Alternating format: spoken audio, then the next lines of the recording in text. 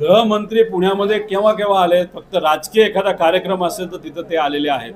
पण रेपच्या घटना, मारहाणीच्या घटना, कोयता गँग, म्हणजे इथं तर भाजपच्या कार्यकर्ते पदाधिकारी मोठे मोठे पोस्टर लावले होते की आमचा हिरो म्हणजे देवेंद्र फडणवीस साहेब, कोयता गँग संपवली. अरे कुठं कोयता गँग संपवली? रोज काय ना काय तिथं होत आहे.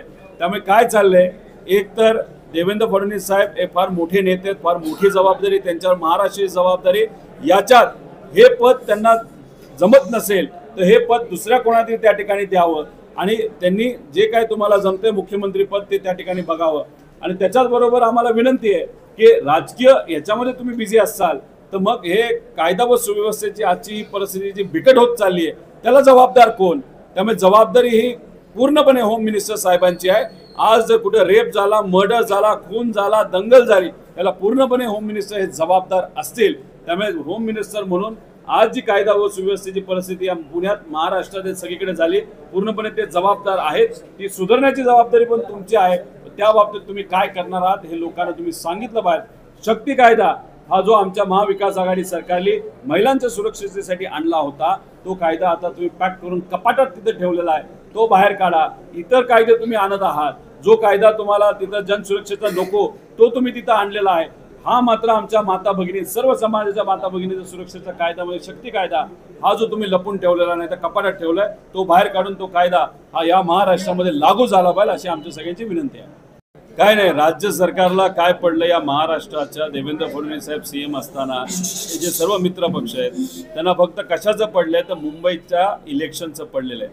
मुंबईचं इलेक्शन भाजप तेव्हाच निवडून येऊ शकतं जेव्हा मराठी विरुद्ध अमराठी असा एक वाद त्या ठिकाणी निर्माण केला जाऊ शकतो.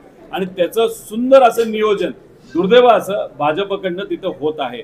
म्हणजे मुंबई जी आज आपण सर्वजण बघतो ती मराठी माणसांमुळेच खऱ्या अर्थाने ती मुंबई आहे, पण त्या विकासाला हातभार हा अमराठींनी पण तिथं लावलेला आहे.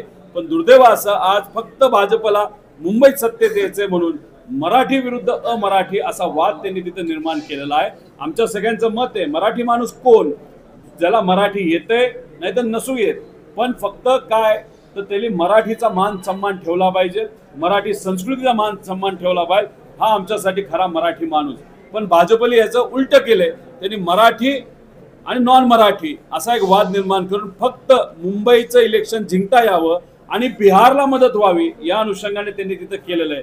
केंद्र सरकार जर म्हणत असेल की आम्हाला कुठेही हिंदी सक्ती करायची नाही, तरी सुद्धा जर महाराष्ट्रामध्ये देवेंद्र फडणवीस साहेब हे हिंदी सक्ती करत असतील तर मग असं म्हणायचं का की देवेंद्र फडणवीस साहेब आणि हे सरकार मराठी भाषेच्या विरोधात आहे, मराठी माणसांच्या विरोधात आहे. आणि त्यांना आज काय पडले, फक्त मुंबईचं इलेक्शन आणि बिहारचं इलेक्शन पडले, बाकी कुठेही काय पडलेलं नाही असं आपल्याला त्या ठिकाणी म्हणावं लागेल.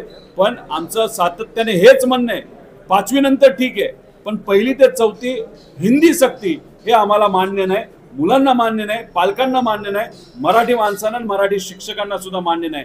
जर देवेंद्र फडणवीस साहेबांनी तिथं फक्त वाद निर्माण करण्यासाठी परत एकदा हा GR आणण्याचा प्रयत्न केला तर मग मात्र अख्ख्या महाराष्ट्रामध्ये एक संतप्ताची लाट तिथं निर्माण झाल्याशिवाय राहणार नाही.